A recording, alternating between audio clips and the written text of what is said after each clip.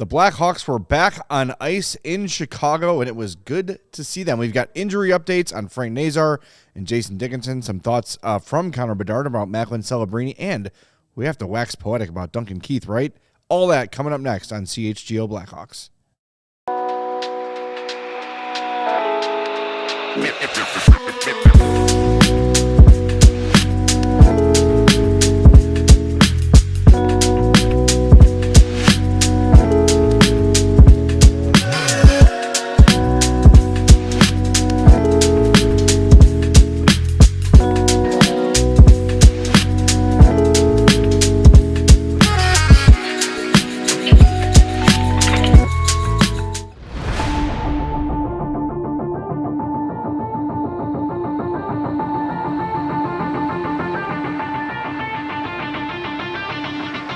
Happy Tuesday. Welcome into the CHGO Blackhawks podcast presented by Bet365.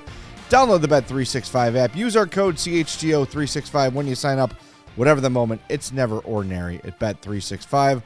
I'm Jay Zawaski. That's Mario Tirabassi. Sarah Fichter's running the show. Steven is standing by, doing stuff. Everybody's walking around.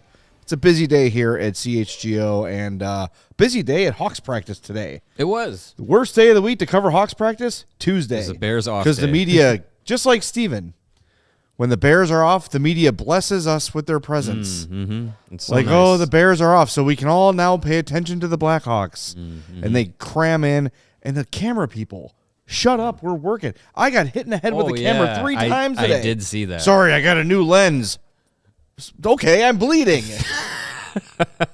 I saw that. Yeah, It's like, I was glad I wasn't in the I got the elbowed Bertuzzi out of the way scrum. from Nick Foligno. It's like, hey, you're in my world now, Grandma. Yeah, it's Make room for me. Oliver Moore was surprised. He was just like, "There's a lot of people here." When I was talking with him, I was like, "Well, you guys start winning, more people are going to start showing up." Well, Tyler Bertuzzi spoke, and I did not, because I actually asked to talk to Tyler for my Blackhawks. That's usually how you have to talk to him, right? And they're like, "Yeah, cool, he'll be there." And then people are like, "Oh my God, it's Tyler Bertuzzi!" Yeah. And they swarmed. So I got my questions in, but it wasn't the one-on-one I was hoping for, which is fine. I got my questions answered. It happens. But no video. But I heard him go. He looked. Tavo goes, "Bert," and he goes, "I didn't get out of here quickly enough." As soon as he saw the media start to gather. Oh, so that's yeah, it was a good. wild day. And then That's it was like old times. Everybody waiting for Connor Bedard Yeah, at the locker yeah. stall. But we haven't way been able different. to hear from these guys for 2 weeks. Yeah. in this setting. So yeah, everyone was excited. Yeah, to there was a ton to talk get back about. to it. Let's start with I won't call it bad news, but the not so great news. Frank Nazar will not play against New Jersey tomorrow night. Still uncertain about Saturday. When asked if it was an upper or lower body injury, Jeff Blashill said mid, so hip, groin. I mean, just wanna- you see where he got hit on the play. It's like right in his hip area. Yeah. So that's like, I guess if you want to categorize it as mid body, that works. Yeah, so I'm not terribly concerned. I'm a little surprised that Saturday is still in question, considering he was a game time decision Sunday. I get the sense that maybe he was in Detroit. He felt good enough to take the warm up that he just wanted to skate at home. I'm sure he had a bunch of family coming to the game and stuff. So it probably was like, hey, I can do a couple laps at warm ups and then that's it. So maybe it wasn't so much of he's actually could play. It's more or less, I actually do need like a couple of days. Yeah. To But it is, right. get on the Little Caesars Arena ice and wave to your family and right. get a couple laps in. Confuse all of us for the lineup. That was very confusing. Yeah, but very frustrating, yes. So yeah, I mean, I'm okay with them taking their time with him, whatever he needs to feel like you get right with it, because he's too important to say like, oh, you got to play through whatever, and he hasn't been the Frank Nazar of the beginning of the season, the last couple of games. So you don't want it to come with injury, but maybe this helps him kind of reset things, and when he's feeling back to close to 100% or whatever it is, he can get back to that form that he had, and maybe just kind of as this season has started, it's got off to a really good start. It's kind of been a little bit of a whirlwind, I could say, for probably some of these guys,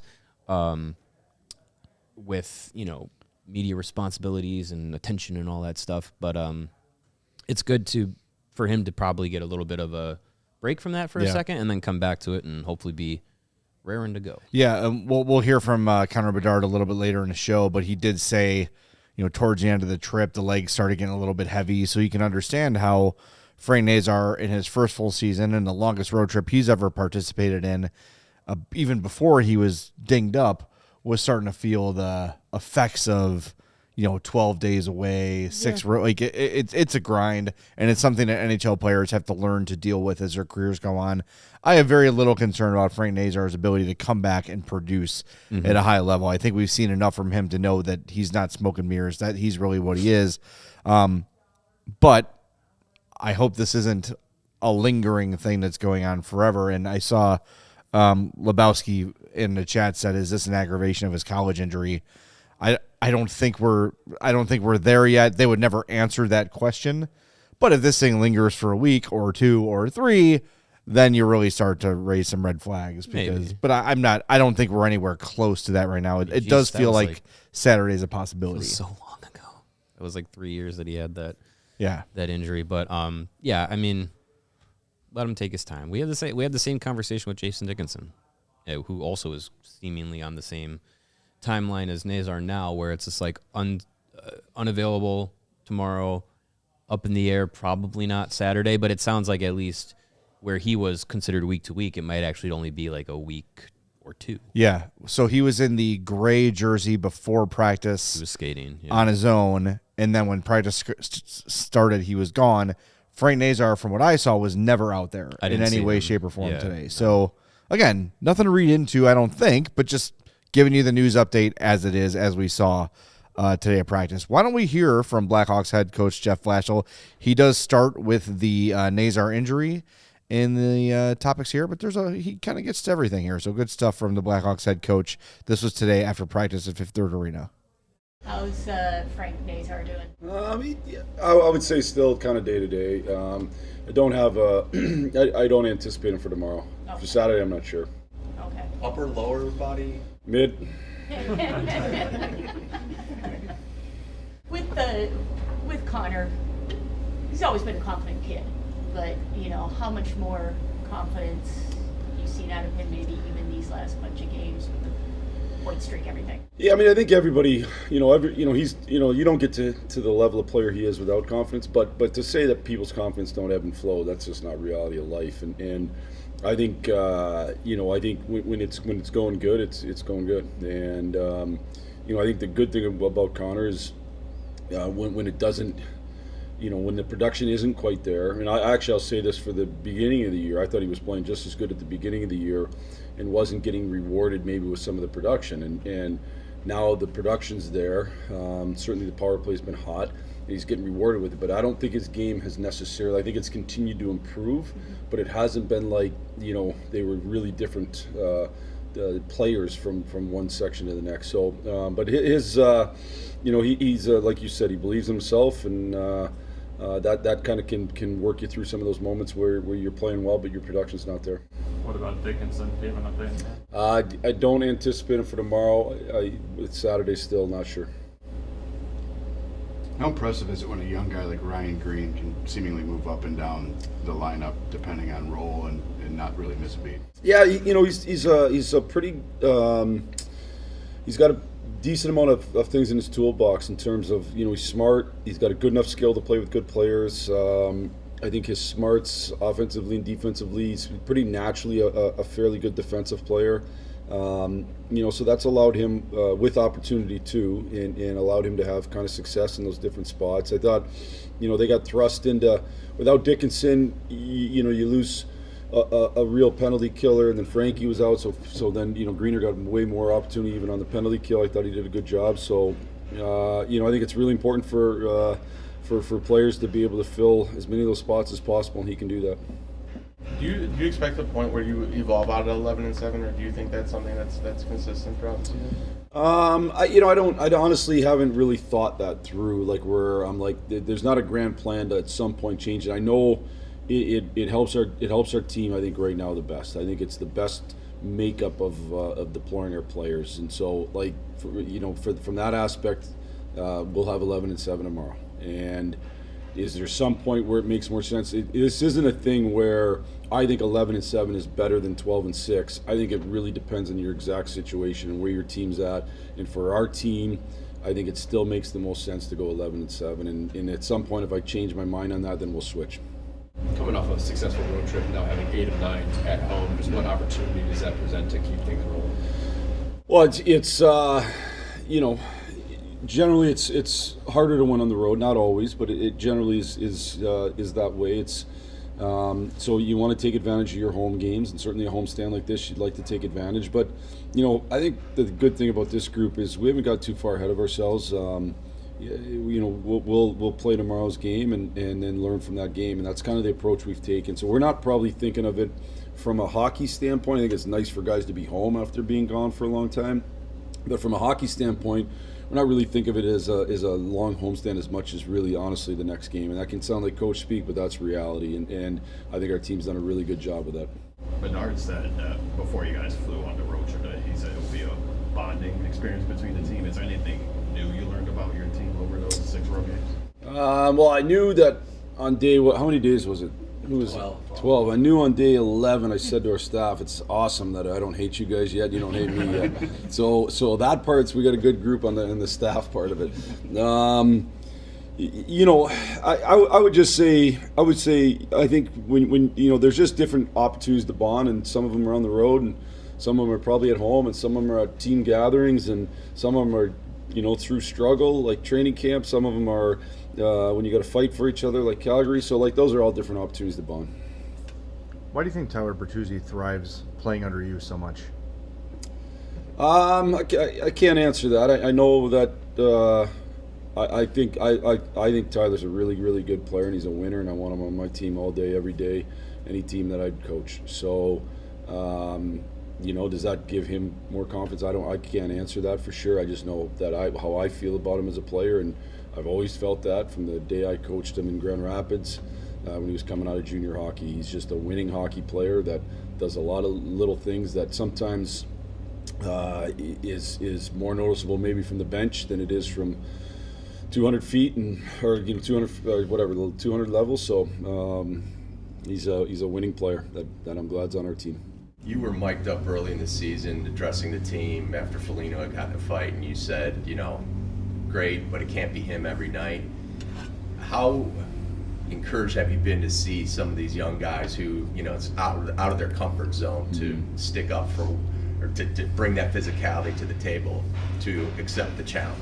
Yeah, I think it's great, and I think when you do that, it gives you a little more swagger. I really believe that. My 15-year-old has been in boxing since he's 10 years old or 9 years old, maybe, because he wanted to do it, and I felt like it was a great thing for him to learn to take a punch, and it's not that bad, and you can kind of keep moving, and I think it gives you a confidence and a swagger and an ability to kind of handle pressure situations. I think all those things are good. So, for our guys that maybe it's been out of their comfort zone, I just think it means two things. One, it means that our guys really like each other and they want to play hard for each other. And I think, that's one of the ways to sacrifice for each other. And two, guys are getting comfortable in those situations, and I think that's good. I think it can help give them individual swagger a little bit. All right, that is Jeff Blashill earlier today. Doesn't seem, just based on a tone, overly concerned about the injuries. I'm glad we played that because I think reading it sounds a little worse than seeing it and hearing it. Yeah. I don't think this is going to be a Laurent Persois 3 weeks thing. No, we've changed medical practices from Dr. Luke Richardson. I think it'll be fine.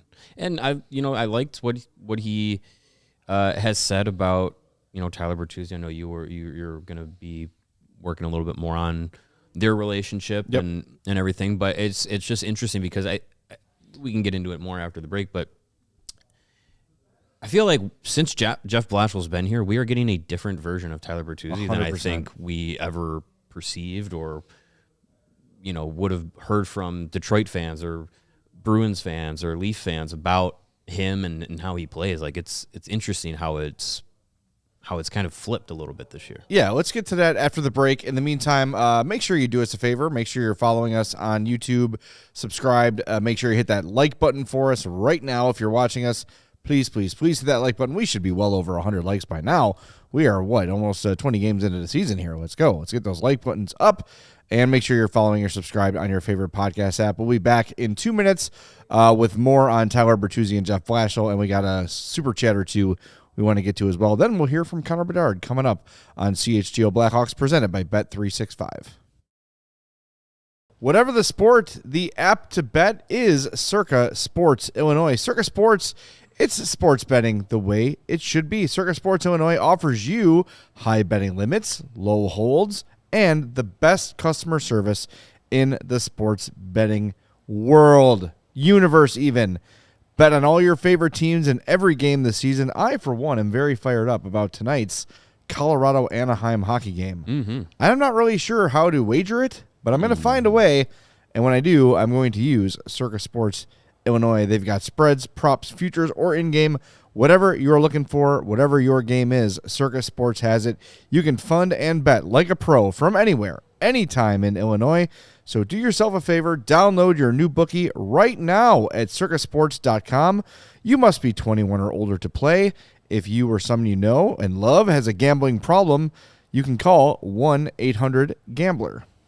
And if you like wagering on sports, you might like going to see them in person. You can do that with our friends at Game Time. Game Time is the app that gives the advantage back to fans. It's the hack for unlocking amazing tickets and experiences in just a few taps. It's incredibly easy to use, and the Game Time guarantee means that you can trust you'll get 100% authentic tickets on time and at the best price. Plus, fees are always included, so what you see is what you pay. And talking about what you see, you want to see the game or the show or the concert or whatever nice and clear. And with Game Time, you can get the view from your seat option. So if you're looking at the ticket, you can say, hey, is this a good view? Is this a bad view? Is this obstructed? Game Time allows you to see that beforehand to make sure you're getting the right tickets. Download the Game Time app, create an account, and use our code CHGO, and you're going to get $20 off your first purchase. Terms do apply. Again, create an account, redeem the code CHGO for $20 off. Tap, ticket, go. Download the Game Time app today. All right, we are back. We are almost at 100 likes. Thanks for getting us close. We need 5 more, and we will get there. But let's continue this Tyler Bertuzzi conversation. I'm going to write about it this week for Blackhawks Beat. That should come out on Friday, since that's an off day for us, so look for it then. But it's undeniable, and, Blashill didn't really have an explanation for it, but I think it's just, from what I gathered from Bertuzzi, it's just like the guy's on point. I think that's a term that Bertuzzi used today, was he's on point with his coaching. He's a great teacher, communicates clearly. And look, the way Jeff Blashill talks about hockey is the way Tyler Bertuzzi plays hockey. And you heard the way Blashill said, like, I'm glad he's here. I'm glad he's on our team. And he said it so authoritatively that you could tell that Blashill loves Bertuzzi. Yeah. And everything that he has preached to this team is what Tyler Bertuzzi brings and has brought, at least this year, every night. Yeah, I mean, it makes a difference when, your players can get the right vibe with the coaching staff. And it looks different from player to player and from coach to coach. There are times where players and coaches in all sports, they work and they seem like they're at each other's throats 24/7. Mm-hmm.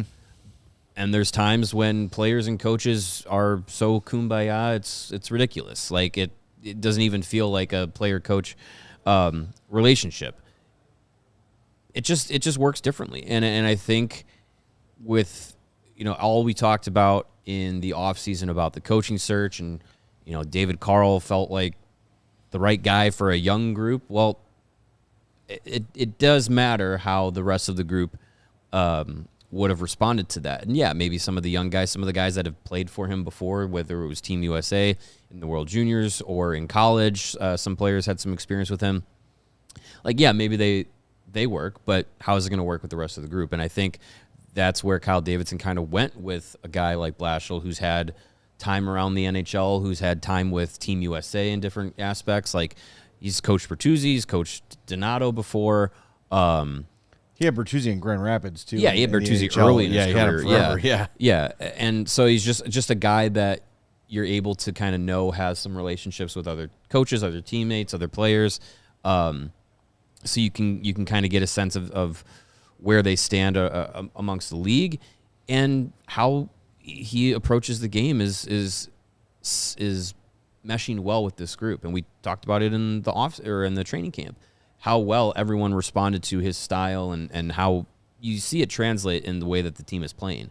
Coaching only goes so far, but the way that you can pinpoint a number of things that he's preaching or changes he's made in games that have worked, like that's given the Blackhawks confidence in themselves. And that's probably, if you want to quantify it by WAR or whatever, wins above replacement, like I'd say there's a little bit of that metric would be favored to just having Jeff Blashill and the new coaching staff come in and having the group respond well to them. Well, I mean, just look at the way that he's gone with the 11-7, and that has undeniably helped the team, because his main reason for it is, and he said it there, like he thinks it's the best way that it works for this roster right now, so he doesn't really have any intentions of changing it anytime soon.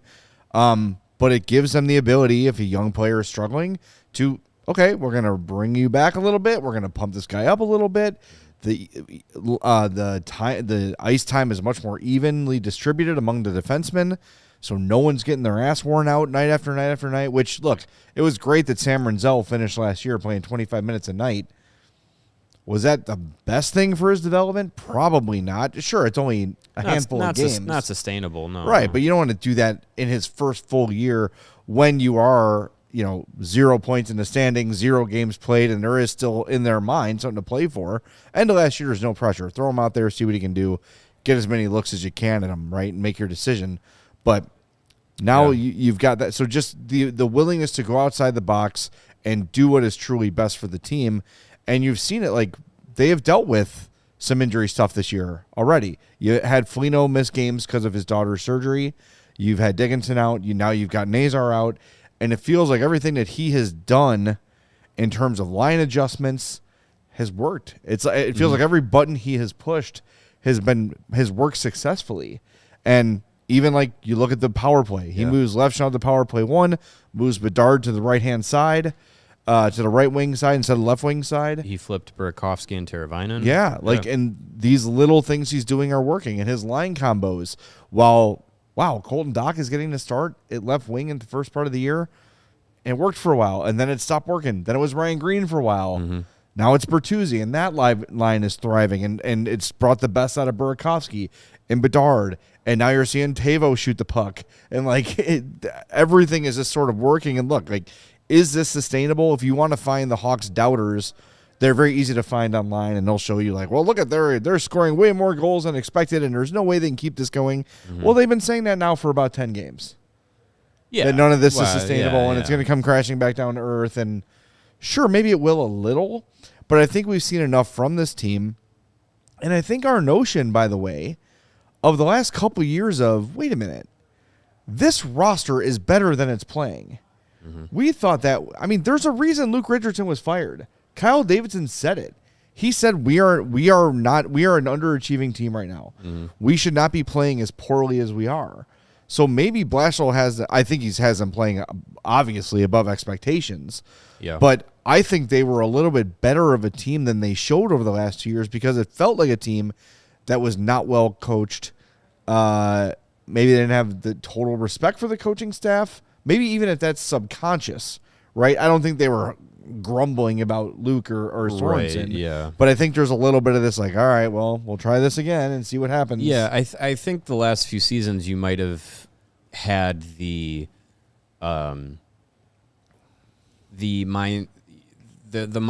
be, okay, we've lost a couple of games in a row here. It's hard to get your engine going night after night when you feel like the result is inevitable, that you're going to lose.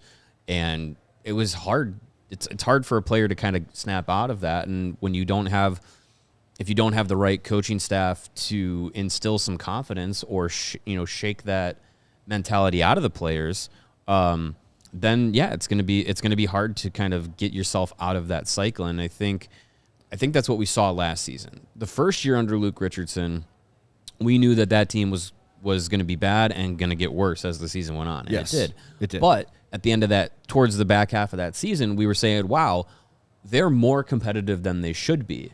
And we were given praise to, like, seems like Luke Richardson's getting more out of this team than is expected. Then you go into next year with the, like, wow, Luke Richardson got more hockey out of what that roster should have been. So let's see what he gets out of this roster, which should be better. And then it was more of the same. And then I think you probably got some players that carried over year that were like, this BS again. And then their mentality gets screwed up. So you make the coaching change. You make it last season, and then you make it again this season. You get new assistants aside from Jimmy Waite and Anders Sorensen, and you bring in a guy who's been through battles, who's been in locker rooms that have been like that in previous seasons where Detroit's going through a rebuild and they're not having success. And he's probably learned some lessons of how to get guys out of that cycle, or, seeing what works. And it's probably rubbing off on or probably would, if they got into that spot this season, we'd have an opportunity to see how it rubs off. And I think we got a little bit of that in the road trip. They lost the first 3 games of that road trip. Yeah. And then they come back, you get 1, turns into 2, now they're on a 3-game streak. Like, I think we're seeing a little bit of how that's rubbing off on the players. And we have seen that not only the what you're talking about, they lose the first 3, then win the next 3. You're also seeing that in games too, where if they get off to a rough start or the second period sucks, which has been a little bit of a basically every second habit period for them, right? But they're the best in the third period. They find a way to adjust, and their best period all year has been the third. So, and look, I don't, and as Watchman on the Wall says, Richardson was given a difficult part of the rebuild, but he contributed. I agree. I do think Luke Richardson and Giggity says the same thing. In fairness, like, yes, he was given an ass roster. But what was my first red flag with Luke was the way that last season began, where the preseason was horrible. And I think we all wrote it off to, well, you've got like Pat Maroon and Alec Martinez, and these guys know how to turn it on, and it'll be fine once the season starts. And then you go to Utah, and again, really intense playoff atmosphere, huge night in Utah, but you get the doors blown off of you. And that, and it just never really got better. And that was very concerning, because I think we all felt going into last season, 70 points, maybe 80 when you look at this roster. And maybe we were thinking we'd have a bigger jump for Bedard. But is it crazy to think that this jump from Bedard is at least partially because of Jeff Blashill? For the coaching he's receiving, for the... Sure. Because Greg and I were talking today at practice, and it felt like Luke, and to a lesser extent Sorensen, I don't want to say were afraid, but like just wanted... I felt like it was like, here's Connor and then here's everybody else. They were a little bit afraid to kind of coach him hard. And there's nothing about Connor Bedard that tells me he's uncoachable or he's got a bet. Not at all. Oh. So it was almost like there was like at a distance coaching for Connor, instead of like, hey man, like if you want success here, this is what you got to do. Maybe Blashill, because of his experience, knows and can look and say, hey, look, I coached Dylan Larkin. I coached Pavel Datsyuk, Henrik Zetterberg. This is how these guys did it. Luke didn't have that to fall on. Sorensen didn't have that to fall on. Maybe. We're probably just flapping gums at this point. But I think that Blashill should get some credit for what Bedard has done, too. Well, and I mean, I think there's a lot that can be said for Blashill's experience going from Detroit to Tampa. Yeah. Where Detroit, he was, aside from his first season and the season he got fired, they weren't contending for anything. No. Like, that it was a rebuilding process. And then he goes to Tampa, where they're in the middle of their Stanley Cup window. And they have elite players, like at the time when he was started there, Steven Stamkos, but also Kucherov and Braden Point and Hedman and Vasilevsky and all these guys that have been at the top of the NHL, have won cups. And I think he's pointed to seeing how those guys operate and how he's learned how to coach some of those players and what makes those guys tick, and brought it to this group where, they're not at that elite level yet, some of them.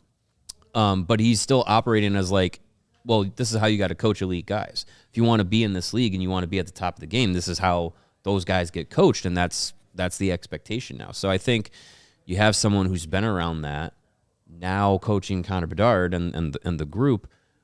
those are the players that they want to be. Yeah. And that's the level you want to get this team to. So let's get that environment going. And I think across the board, the guys are responding to that. 100%. All right, let's hit the break zone one final time. To his favor, hit that like button for us. Can I point out, you were talking about the second period. Blackhawks have a +6 goal differential in the first period of games this season. They have scored the most third period goals of any team in the NHL. They are a +14 in goal differential in the third period. They are a -6 in the second period. Fix that, and you're in good shape. Yeah. I mean, +6, -6, and then you win the third period each game.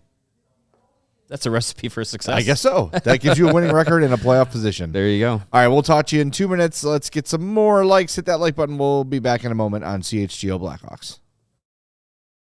You may have noticed that it's Blackhawks and Bulls season. Mm-hmm. And when it's Blackhawks and Bulls season, you want to watch the games, and the place to do that is on Chicago Sports Network.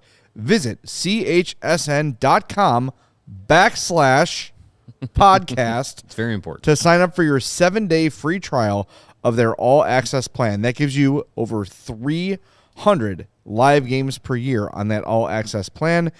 They also have the every team model, so if you want just the Hawks, $19.99 a month after your 7-day free trial. Same with the Bulls, same with the Sox, or you can go $29.99 for that all-access package. They are giving you options. Catch every goal and every basket from your mobile device, TV, or wherever you want to watch. CHSN is your home for the Hawks and Bulls all season long. Chicago Sports Network, your home stream advantage. Also available on Xfinity, DirecTV, DirecTV Stream, and Fubo. Visit chsn.com for more details. And whether you need snapbacks, truckers, fitteds, beanies, or tees, Branded Bills has you covered with performance and style. Looking for some gear to make your brand stand apart from the crowd?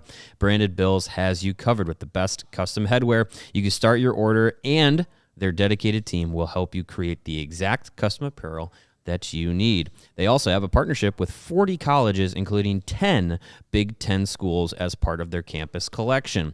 I have 2 Branded Bills hats. They're both CHGO ones. It's the Hogan Johns special hat and also the CHGO script hat. You put the Hogan Johns one on, and you become smarter at football.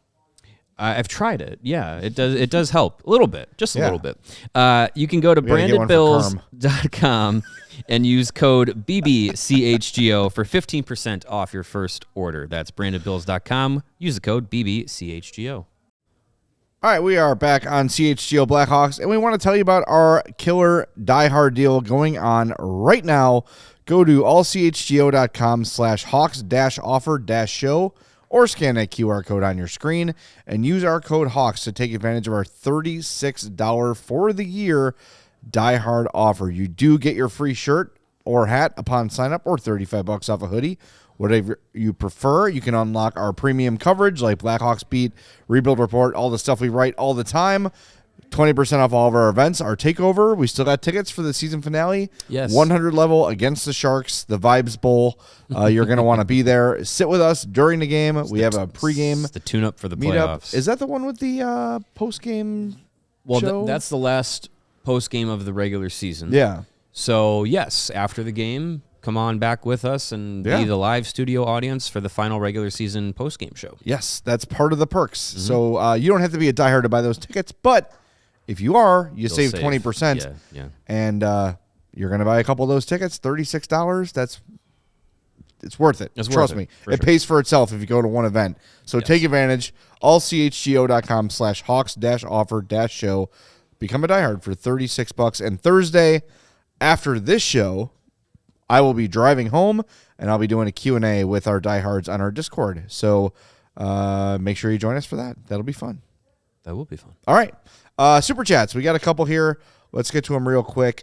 Braden Kelly, $15 super chat, says, "Hey guys, don't get to catch many live streams from Australia, but I listen to every podcast. Just wanted to drop by and say I love the show. Can't wait to come to Chicago in late December." Nice. That's the best time to come to Chicago. That's what everybody says. You'll still have some, I will say, downtown Chicago at Christmas is great. quite remarkable. It is fantastic. And speaking of that, about 5 minutes ago, our friend Holly tweeted a photo from the plane. She is probably on the runway right now. I waved out the window. Yeah, She saw it. But, Holly has arrived in Chicago, so we're looking forward to meeting her tomorrow at the Hawks game. Mm-hmm. Should be a lot of fun. And another $5 from Brandon, who chips in all the time. Thank you, Brandon. Says still early, but would be great to get. I'm sorry. Let me start over. 3, 2, 1. Still early, but who would be a great underrated player to add to this team? Kind of like Burakovsky. I still think another top 6 forward is needed. So I'm really hesitant to add anything other than a superstar player because you've got so many players coming up, especially up front. But a supplemental guy wouldn't be terrible, I don't think.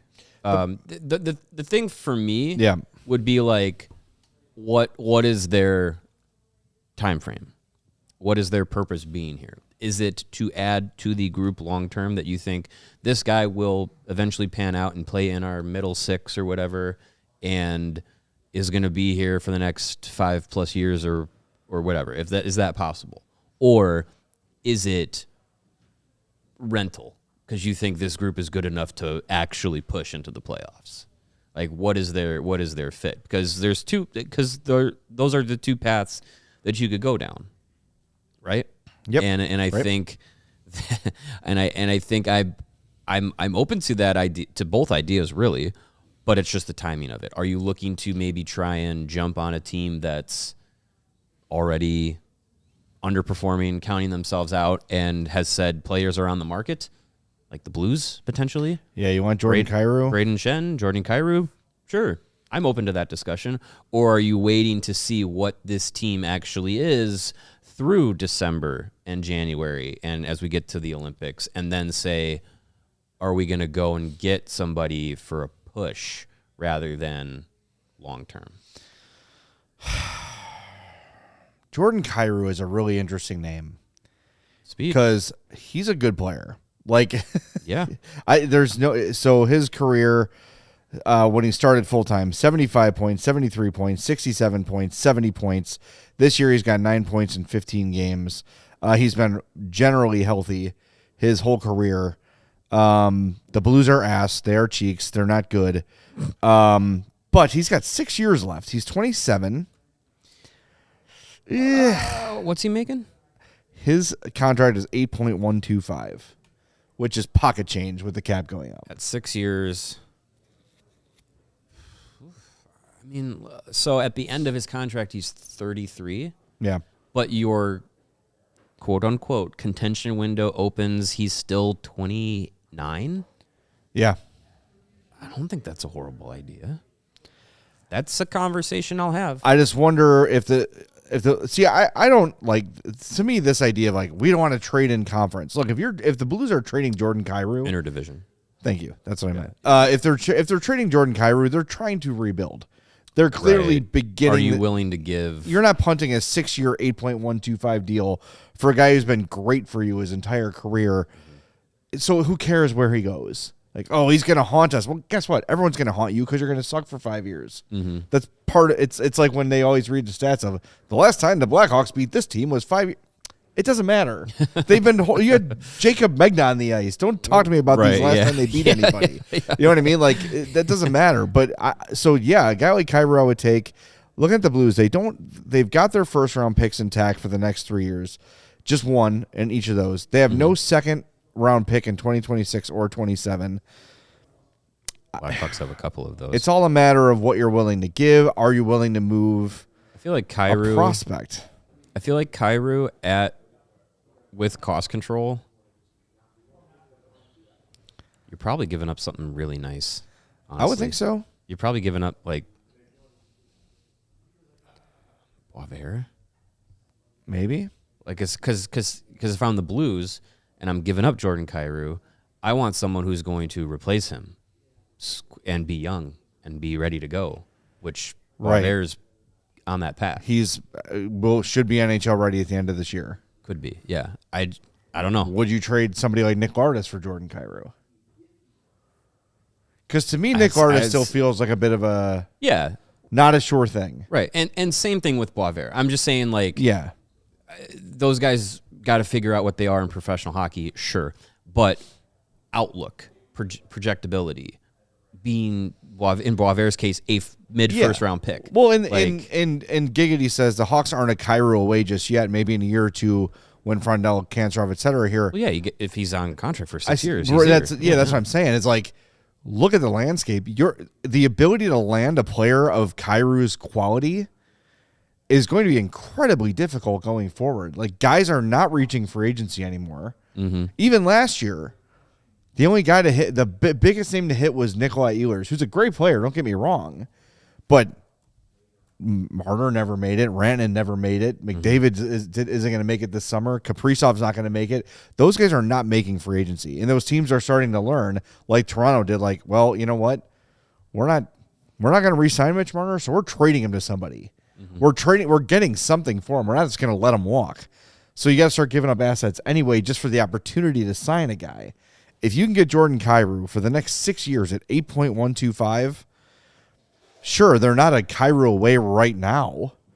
But I think adding a Jordan Kyrou changes the conversation about this year's team from could they potentially sniff the playoffs to maybe could they upset somebody in a playoff round.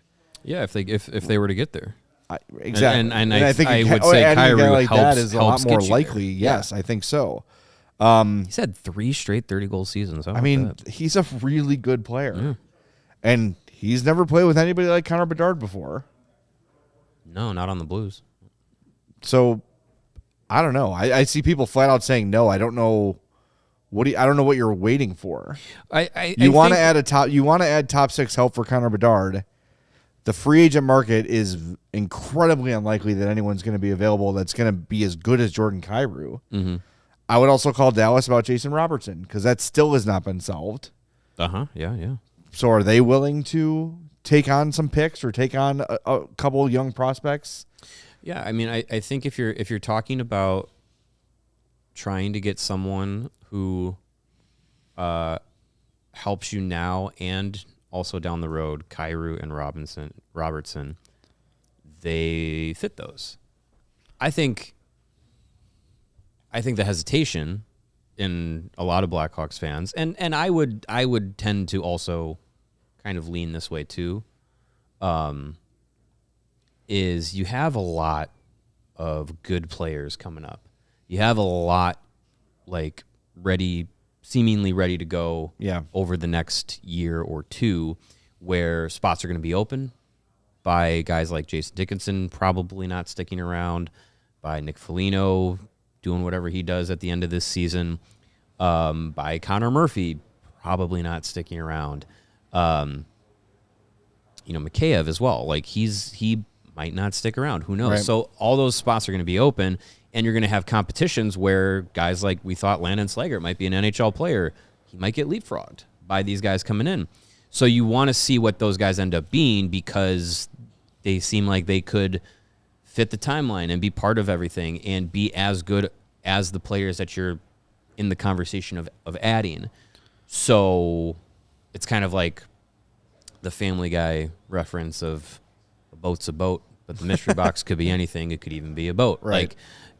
So I think there's a little bit of that. So I think we're in a weird spot because coming into this season, we were all totally on board for let the season play out, play the young guys, see what these guys do, and go from there. And now it's just like, oh boy, some of these young guys are the reason that they're doing so well, and they're also doing much better than we expected. So now we're opening up conversations that we weren't thinking of entertaining of, do we need to add Jordan Kyrou for a playoff push? Again, I just want to be clear. It's a different territory. I want to be clear. It's not about making the team better for this year.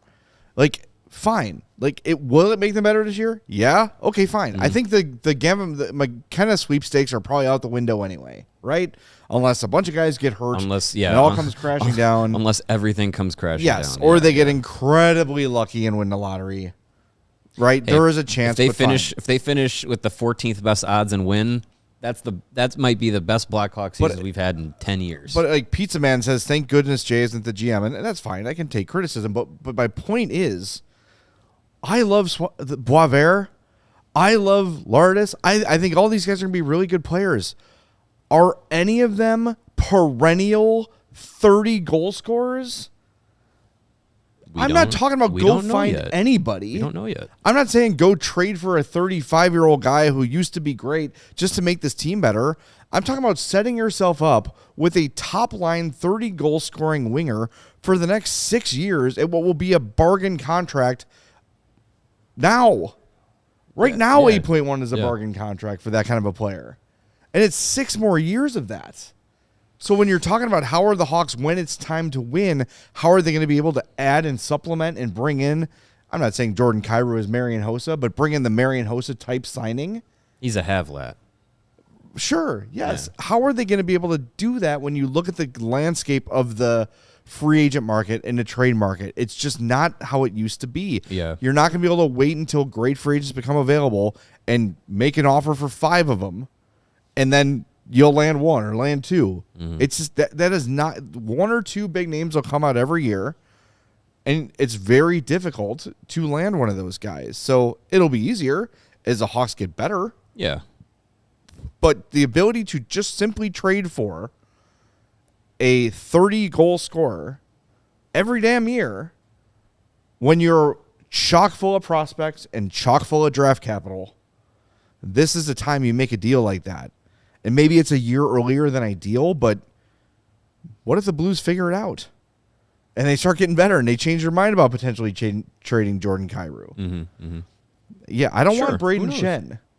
Yeah. But if we're talking about Kyrou, we're talking about Jason Robertson, we're talking about Alex Tuck, we're talking about Tage Thompson, those kind of guys in their prime, cost-controlled, really good players, proven, I would start listening then. I would start sniffing around that and see what it might take. Yeah, I think if I'm Kyle Davidson, you send a text. Right? Yeah. You make a phone call. You just see. Just to get a feeler for it. Do we want to hear from Connor Bedard? Well, this kind of took us on a tangent, so we can hear from Connor Bedard, or we can talk about Duncan Keith. Oh man, that's a toughie. I think we. Are we so beholden to being on for 60 minutes when the Bears can go 80 minutes? Well, I am. You know what? Let's do Connor Bedard so I can write a poem. Bulls are at 4:30, so. Okay. Oh, that's okay. Don't worry, Matt. We'll be offset by 4:23. Yeah, he's got his headphones on. All right. Yeah, let's hear from Connor. Yeah, let's go to Connor, and then if we need to go overtime about Duncan Keith, we can. Talking to you before you headed out, you had just gotten a hat trick, and it seems like everything's going even better. Just how, I know you're always a confident guy, but how much more so, just with everything you've been able to do lately? Yeah, I think it adds. The better, if you feel like you're playing well or whatever. Obviously, if points are coming, you're gonna feel good, but. I think for me, just not getting too high, not getting too low. When the points aren't coming or I feel like I'm not playing my best, just kind of stick with it and, after every game, kind of reset and try to go out and just be my best every night. I know you're more comfortable with this being your 3rd season, but how much is it also your off season? I know you kind of pulled back a little bit, and are you feeling the effects of that? Yeah, I feel good. I think physically and mentally, it was a long off season, and I think for myself, just kind of a bit of time to relax and. I was so excited coming back, and just you're itching to play so much, and it's been such a fun start for us, and we got a great group, so we just other than him, I don't like him, but we just want to keep building on that. I asked you about the Olympics before you left. I have to ask again. Doug Armstrong was asked about you and Celebrini yesterday, and he said they've got our attention. They've got my attention, coach's attention. Yeah. How does it feel to hear that? Yeah, it's good. I think, everyone, if everyone at the camp or every Canadian that is in the league, they're going to be watching, and it's obviously good to hear that we're on the list of people that he's watching. But I try not to really think about it too much. It's a ways away, and focus on what we're doing here. And I think the better I am day to day, obviously that gives me a better chance. So what happens. I just want to keep playing well and just keep building on my game. Have you seen what Celebrini's doing?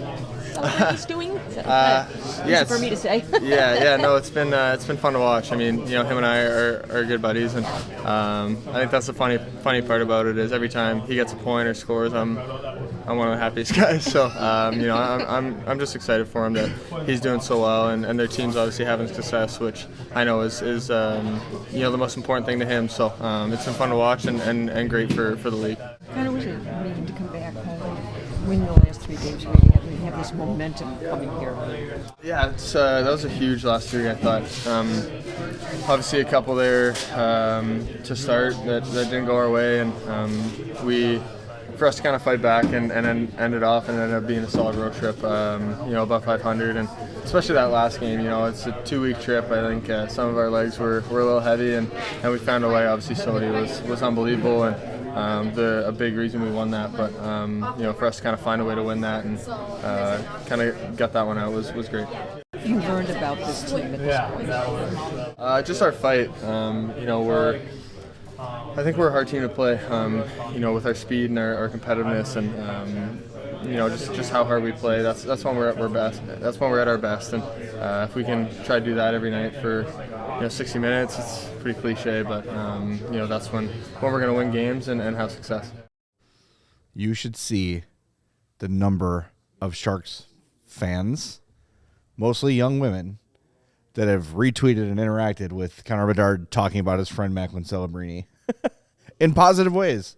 Yeah. It's going over big in San Jose. And McLovin asked who touched Connor Bedard on his cheek. That was Nick Foligno. Yeah. Reaching in from off screen just to give him a wet willy or something.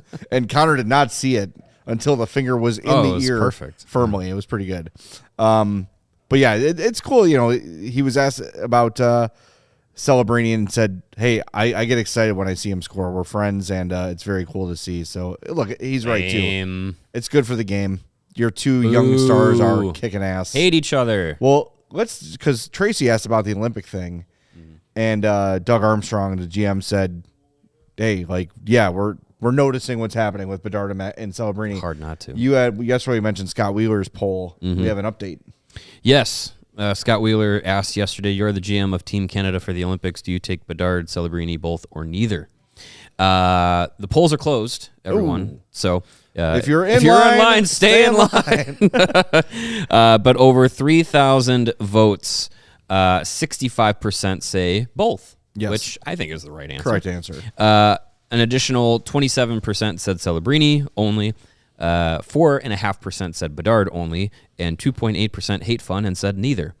Scott Wheeler said... The only people that said neither are people that really want Team USA to win the gold. Sure, it's probably, yeah. I'll check Scott Wheeler also said of his own scientific research, he said, most interesting takeaway from this poll for me is that a combined 71% of people think Connor Bedard should be on Team Canada. I'd bet it was close to 7.1% before the season started. I mean, I know we've had this discussion a couple of times now over the last few weeks as the season has gone on, and both those guys have been playing the way that they have. But I think for building a team that is trying to win a best-on-best short-form tournament where it's either 7 or 8 games maximum, you got to bring your best guys, and sometimes you got to bring the guys that are hot right now rather than the guys who, oh man, if the NHL players had gone in 2018 or in 2022, this guy would have been on the team. So let's give I don't even know who for Canada would be. Let's give Travis Konechny his spot on Team Canada over Connor Bedard or Celebrini or whatever. No, you got to bring the guys that are feeling it, the guys that are going to give you the best opportunity to win. And I think for Canada, Celebrini is in there. I think Bedard is in that conversation for sure. Yeah. And the idea of how are they going to fit? Really good players find ways to be effective. And I think both of those guys can be effective in different ways, given the right opportunity. Well, it's also, keep in mind, too, that Bedard and Celebrini are not going to be the main focal points of the teams defending Team Canada. They've got to worry about Crosby and McKinnon and McDavid and McDavid and on and on and on. So they're going to have better matchups. They're going to have better opportunity. Mm-hmm. I mean, if you've got those guys as your third or fourth line scoring option, like, right, they're going to thrive in that environment. And look, they're going to be playing against really good teams too, but it's not going to be the A1 defenders against Bedard and Celebrini in the Olympics. Sometimes you got to do what's best for the sport. I'm gonna make up a phrase. Yeah. Sometimes you got to do what's best for business. Damn. Let's get that on a shirt. Trademark. Can I address our buddy Lebowski 5 who says he's getting the vibes I want to blow up the farm for don't blow up the farm, Kyrou. Jay. We need And farmers now more than ever. He had a specific offer, a couple posts up there, Sarah.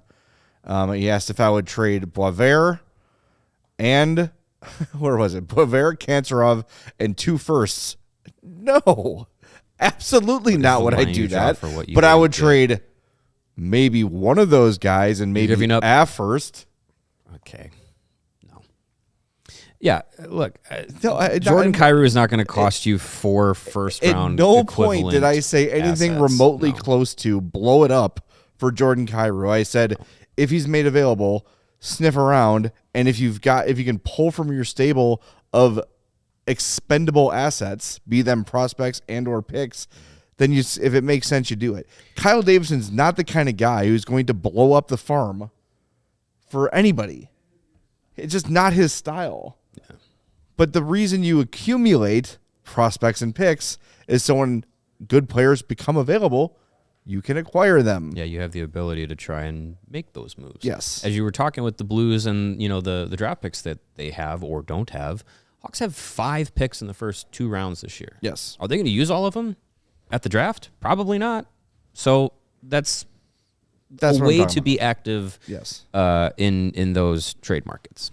So, yes. Anyways. All right. Duncan Keith went into the Hall of We have Fame a super chat from Windy City Hockey. Yes. He says the Blues will have a new GM. They probably might. Might. Yeah. So do it now. All right. Yes. Duncan Keith. You wouldn't have known it that he went into the Hall of Fame. We barely talked about it. Yeah, we got yelled at on Twitter today for not having stuff up, and then I screen capped the 15 posts about the Hall of Fame we had up last night. I was going to say, we had a ton of stuff up. Yes. Somebody took the time to criticize us. And we were quick about without it, too. checking the actual timeline to see if anything was there.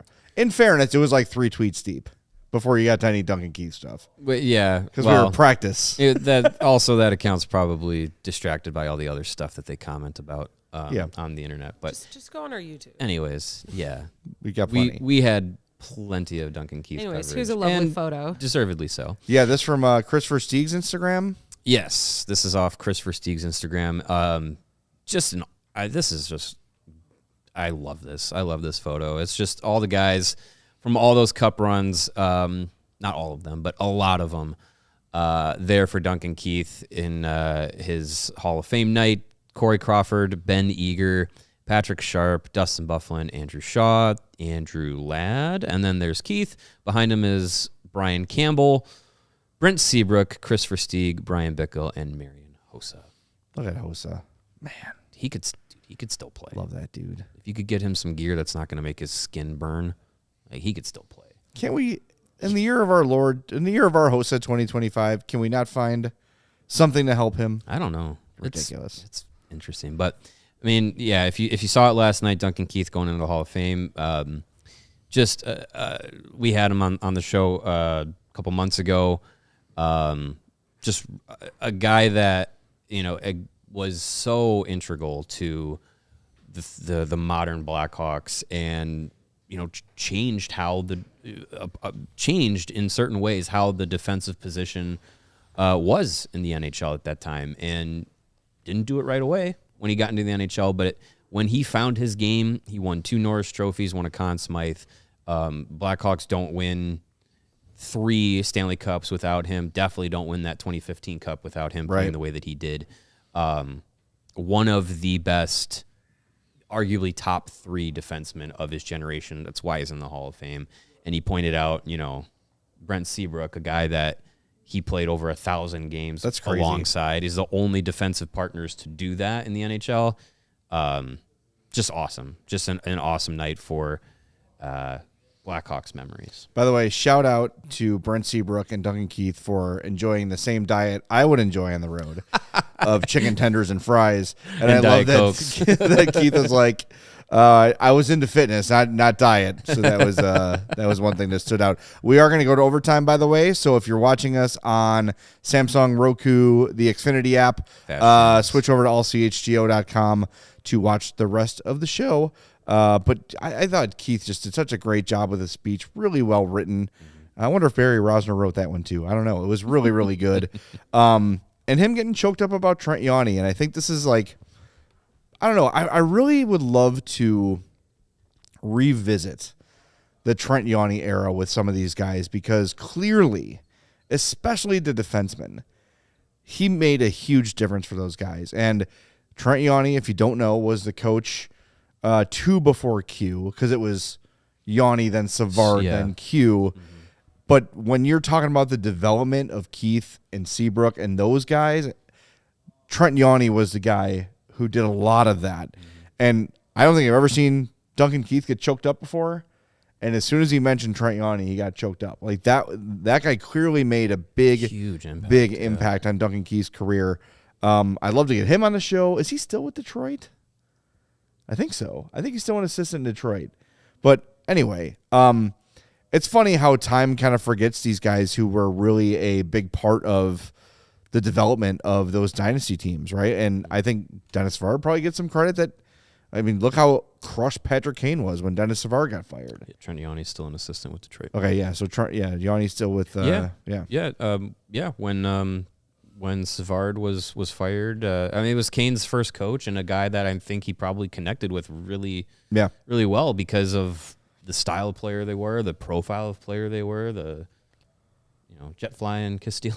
but to be able to kind of connect with a guy as your coach who's guiding you into the NHL, who went through the same thing, like that's a connection. And like we were talking about with Tyler Bertuzzi and Jeff Blashill early in this show, sometimes players and coaches, they find this connection and it really just works between the two of them, however it goes. Well, I always say too, like I think the best coaches are the guys that played but not at a super high level. And I'm not trying to take anything away from Trent Yawney.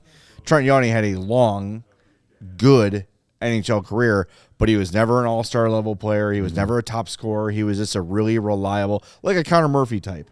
Stay at home, defend, make the right decisions most of the time, non-spectacular, non-like spotlight kind of a player.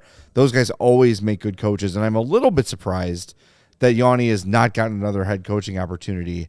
It's actually when we found out that David Carl was not going to be the Hawks head coach, that was one of the guys I wanted the Hawks to talk to because of the way those Dynasty Hawks talk about Trent Yawney. So, I don't know. We'll see if he pops up again. But, again, I just think the whole night was great. Chara's speech was great. Duncan Keith knocked it out of the park.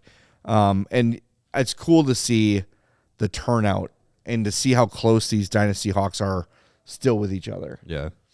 Yeah. And even like, you don't see Dustin Byfuglien around publicly pretty much ever. He looks good, by the way. Looks like he's gotten back into some shape based on that photo. Yeah. So good for him. Yeah. I love Dustin Byfuglien. Yeah. It's really fun to see, that group, and it just, I know it's not all sparkly clean, but it is just fun to see those guys together. And there's going to be a number of nights like last night in the not too distant future where Jonathan Toews is going to get that, and Patrick Kane's going to get that, and who knows? Probably not Brent Seabrook right away. Probably not Corey Crawford. No, but like I think those Seabrook opportunities. Those opportunities to have those guys be honored like that in any capacity is awesome. Yeah, it's just cool to see, and it's the second of many from that class. And just as a reminder for people, by the way, about internet rumors. Remember the strong rumor that was going around years ago about two of those teammates that had some sort of personal differences, extracurriculars. Yeah. Yes. Front and center all the time when Duncan Keith is honored, that guy on the other end of that horse crap rumor that people talked about as Bible truth. has always been front and center when Duncan Keith is honored. So just remember that next time you see something weird floating around the internet, because most of the time it's crap. Most of the time. Yeah, like this show. Anyway, I'm just kidding. Why would you say that? Jay just self-deprecate. never passes up an opportunity to self-deprecate. This is a great show. Thank you, Sarah. You're welcome. You know why? Because of you. Well, you guys do all the talking. You do all the producing. Yeah. Yeah. You make us look better. If you didn't turn on sound better. If you didn't turn on our microphones, no one would know exactly what the talking would be. Yes. All right, we're gonna wrap things up. We will be back tomorrow. Now, reminder: tomorrow's game is starting at air quotes 8:30. Probably gonna be 8:52. Yeah, 8:52 is the time you should plan on. Brew your home coffee. game, Hawks and Devils. So it'll be another late night post game show, Another but at least we'll midnight be here. postgame. It's a TNT game. You could also find it on True TV and on HBO Max. Yep. Is this still HBO Max, or did they go back? I think to it went HBO? back to HBO Max. It's Because back to Max It was was HBO so Max, dumb. then it was It was Max, HBO. then it's HBO Max. HBO Max, leave it. Max. It'll come back full circle to HBO eventually. But yeah, those are the ways to watch the game. If there's any more, you can Google it. put on your Johnny Depp costume and find it on the internet. All right, we'll talk to you tomorrow after Hawks and Devils right here on the CHGO Blackhawks podcast, presented by Bet365. We all silly like the mayor.